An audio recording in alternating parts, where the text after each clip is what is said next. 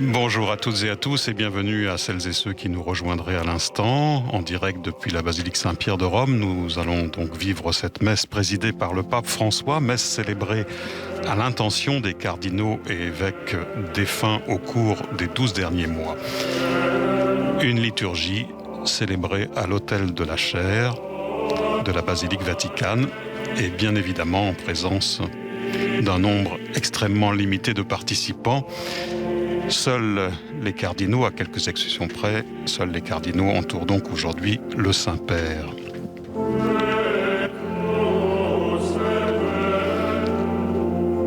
Nous entrons dans notre célébration avec le chant du psaume 64. Il est beau de te louer, Dieu, dans Sion, de tenir ses promesses envers toi qui écoutes la prière avec l'antienne. Donne-leur, Seigneur, le repos éternel, que brille sur eux la lumière éternelle.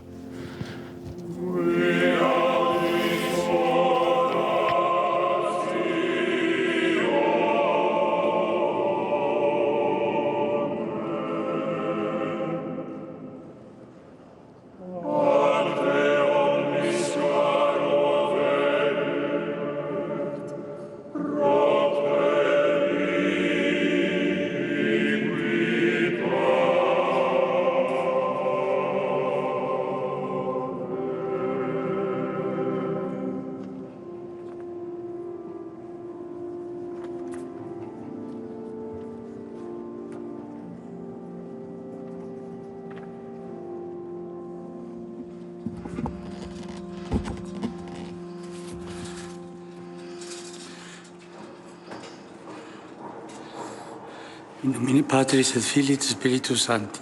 Amen. Pax vobis. Et cum spiritu tuo.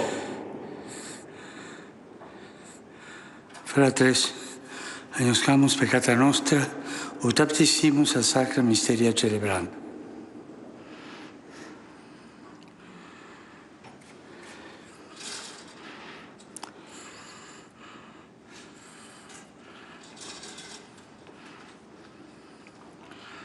Confiteor Dei Onnipotente, et vobis fratres, quia peccavi nimis, cogitatione, verbo, opere et commissione.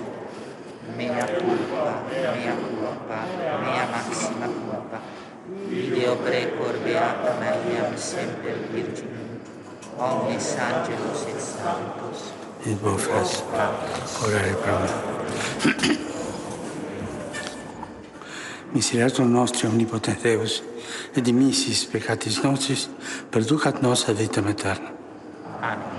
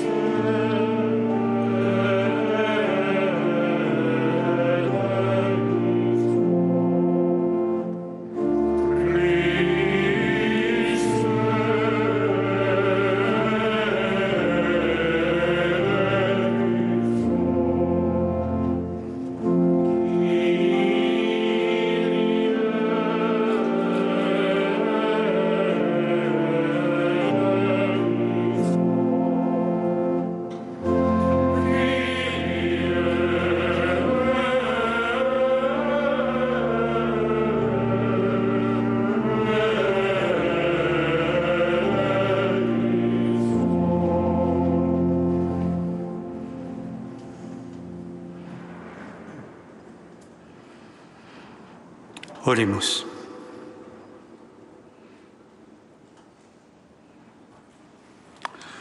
Deus, qui inter apostolicos sacerdotes, famulos tuos cardinales et episcopos, pontificali fecisti dignitate vigere. Presta quesumus, utiorum quoque perpetua crescentum consortio. Per Dominum nostrum Iesum Christum, Filium Tuum, qui te convivet et regnat in unitate Spiritus Sancti Deus, per omnia saecula saeculorum. Amen.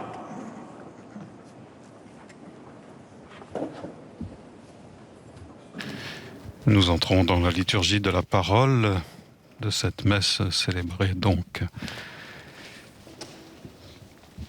à l'intention des cardinaux et évêques défunts cette année. Dal libro della Sapienza. Du livre de la sagesse. Il giusto, anche se muore Le juste, même s'il meurt avant l'âge, trouvera le repos. Vecchiaia veneranda. La dignité du vieillard ne tient pas au grand âge. Elle ne se mesure pas au nombre des années. Pour l'homme, la sagesse tient lieu de cheveux blancs. Une vie sans tache vaut une longue vieillesse. Il a su plaire à Dieu et Dieu l'a aimé. Il vivait au milieu des pécheurs. Il en fut retiré. Il a été enlevé de peur que le mal ne corrompe sa conscience, pour que le mensonge n'égare pas son âme. Car la fascination du mal fait perdre de vue le bien. Le tourbillon de la convoitise trouble un esprit sans malice. Arrivé au but en peu de temps, il a parcouru tous les âges de la vie. Parce qu'il plaisait au Seigneur, celui-ci, sans attendre, l'a retiré d'un monde mauvais. Les gens voient cela sans comprendre. Il ne leur vient pas à l'esprit que Dieu accorde à ses élus grâce et miséricorde et qu'il intervient pour ceux qui lui sont fidèles. Verbum Domini.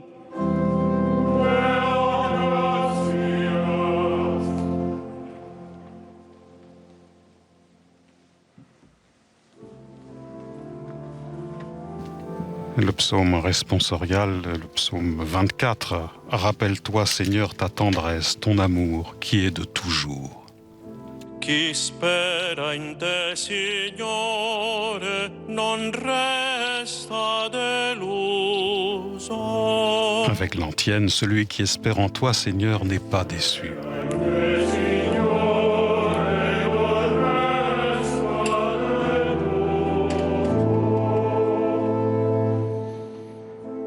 Ricordati, Signore, della tua misericordia e del tuo amore che è da sempre. Ricordati di me nella tua misericordia, per la tua bontà, Signore. Chi spera in te, Signore, non resta deluso.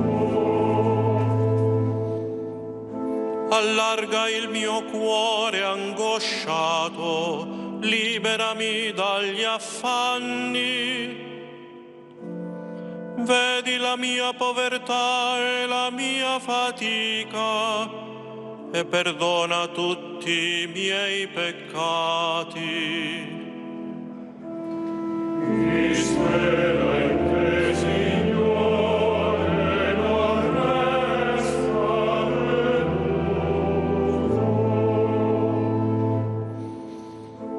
Proteggimi, portami in salvo, che io non resti deluso, perché in te mi sono rifugiato.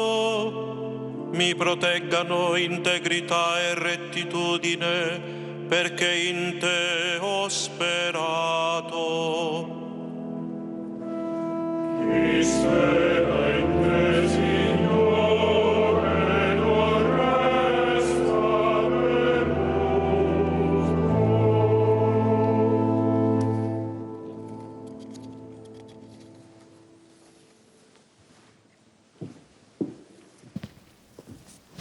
La seconde lecture est tirée de la deuxième lettre de saint Paul apôtre aux Corinthiens.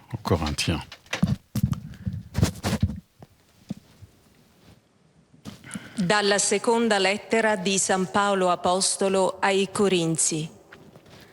Fratelli, Frères, nous le savons, même si notre corps, cette tente qui est notre demeure sur la terre, est détruit, nous avons un édifice construit par Dieu, une demeure éternelle dans les cieux qui n'est pas l'œuvre des hommes. Ainsi nous gardons toujours confiance, tout en sachant que nous demeurons loin du Seigneur tant que nous demeurons dans ce corps. En effet, nous cheminons dans la foi, non dans la claire vision. Oui, nous avons confiance et nous voudrions plutôt quitter la demeure de ce corps pour demeurer près du Seigneur. Mais de toute manière, que nous demeurions dans ce corps ou en dehors, notre ambition, c'est de plaire au Seigneur. Car il nous faudra tous apparaître à découvert devant le tribunal du Christ pour que chacun soit rétribué selon ce qu'il a fait, soit en bien, soit en mal, pendant qu'il était dans son corps.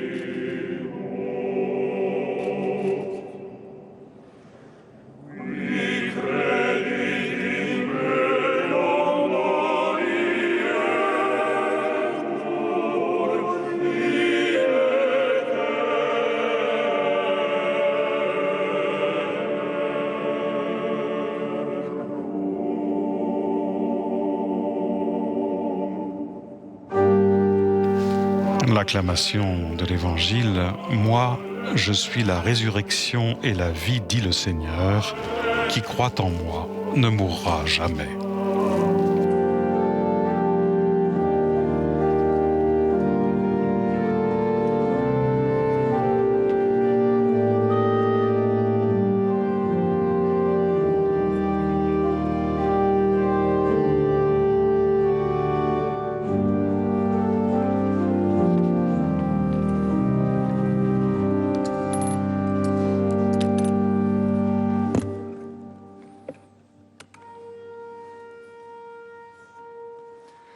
Dominus vobiscum. Lectio Sancti Evangelii secundum Ioannem. De l'Évangile de Jésus-Christ selon saint Jean.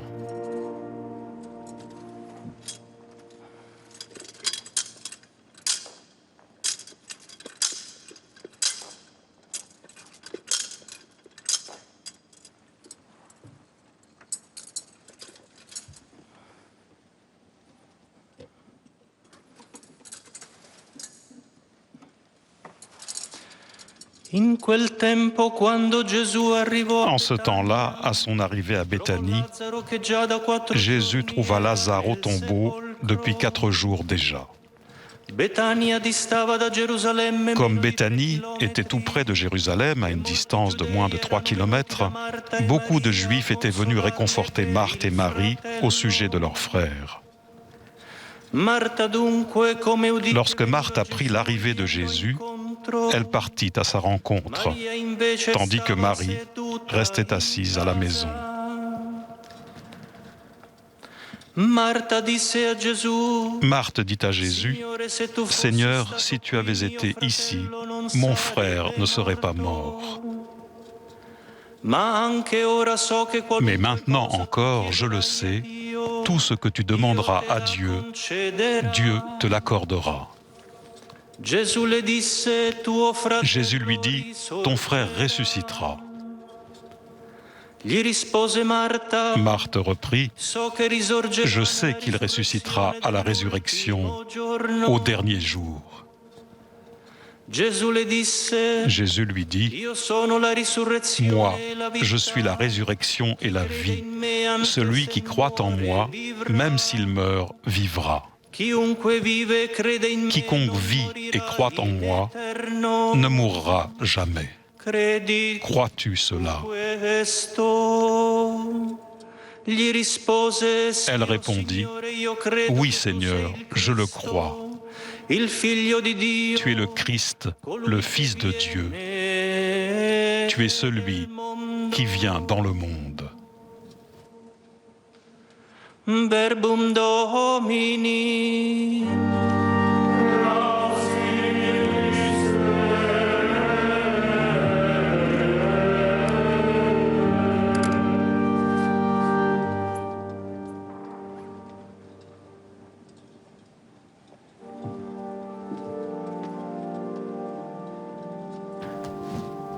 Et nous allons écouter l'homélie du Saint-Père en cette messe, donc célébrée à l'intention des cardinaux et évêques défunts au cours des 12 derniers mois, 6 cardinaux, donc 5 européens et 1 d'Asie du Sud-Est, et 163 évêques et archevêques.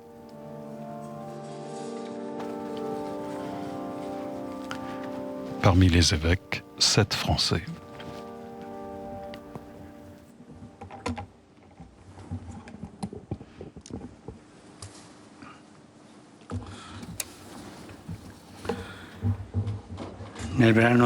Dans le texte de l'Évangile qui a été proclamé, Jésus prononce une auto-révélation solennelle. Je suis la résurrection et la vie.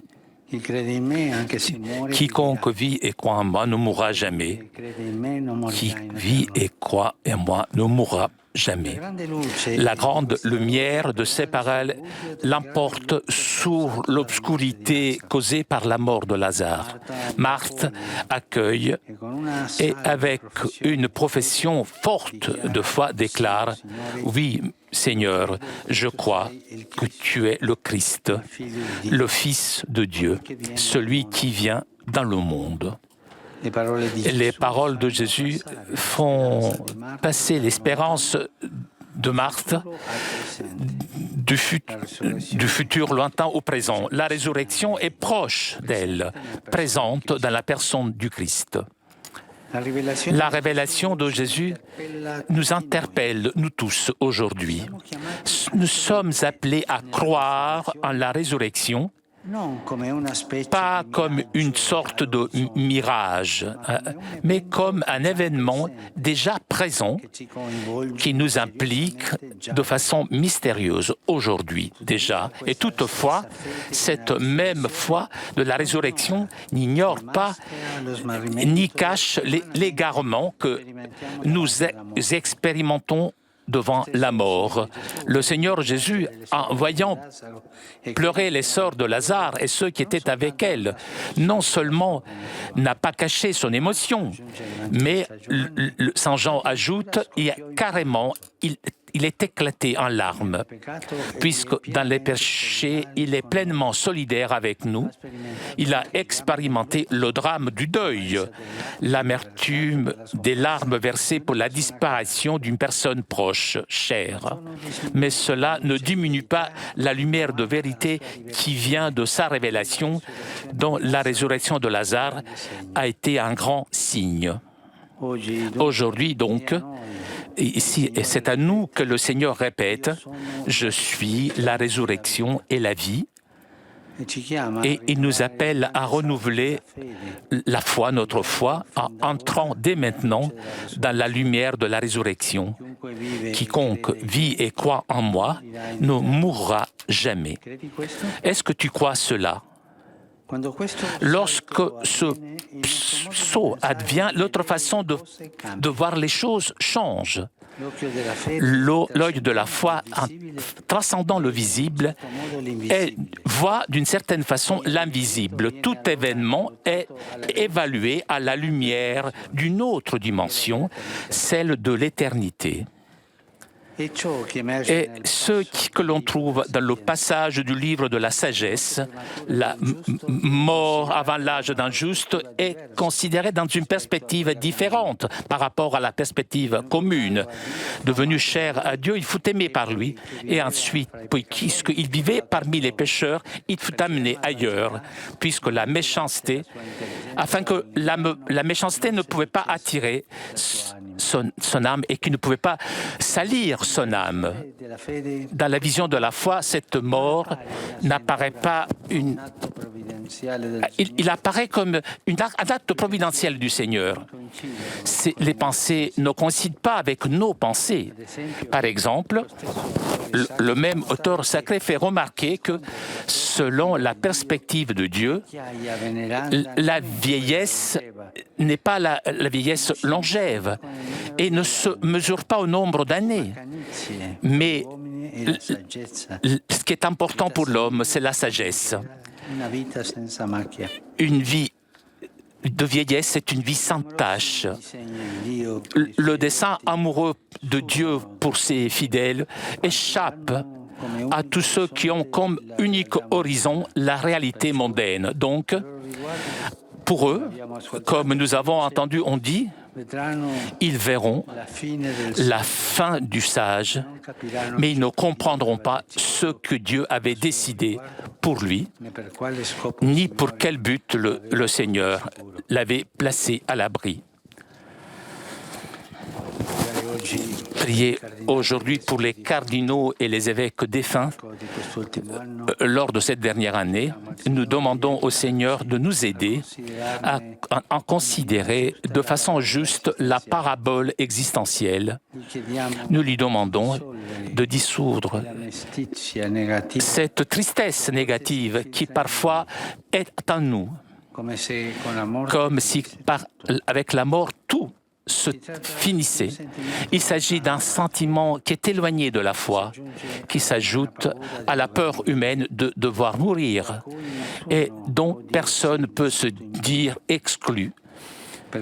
Pour cela, face à l'énigme de la mort, même le croyant doit se convertir continuellement. Tous les jours, nous sommes appelés à d'aller au-delà de l'image que de façon instinctive nous avons de la mort comme anéantissement total de la personne.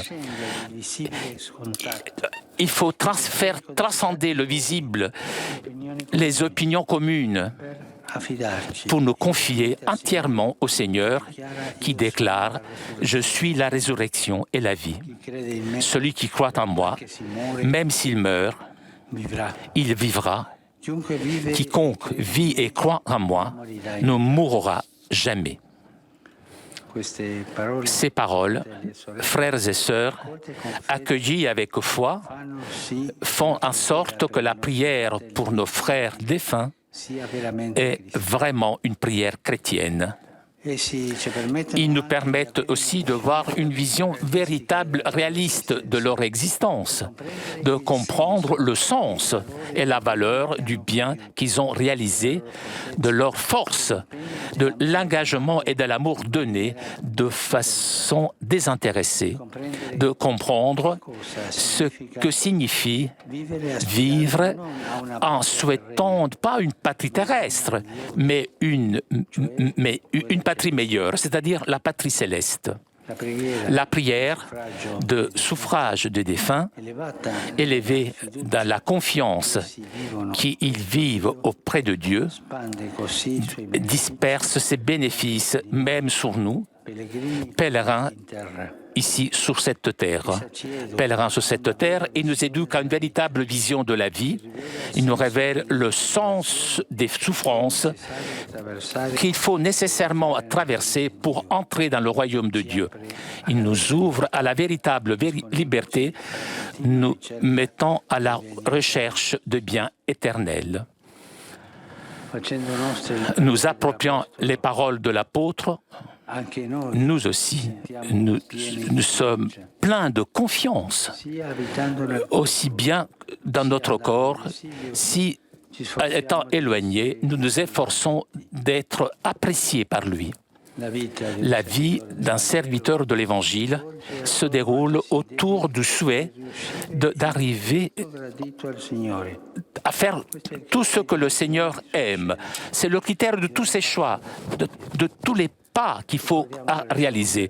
Nous rappelons donc avec gratitude le témoignage des cardinaux et des évêques défunts qui ont vécu dans la fidélité au vouloir divin. Prions pour eux en essayant d'en suivre leur exemple.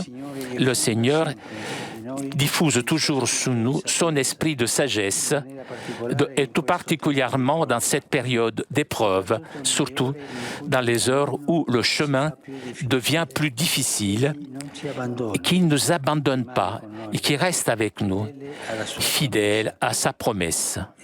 Voilà, je suis avec vous tous les jours jusqu'à la fin des temps.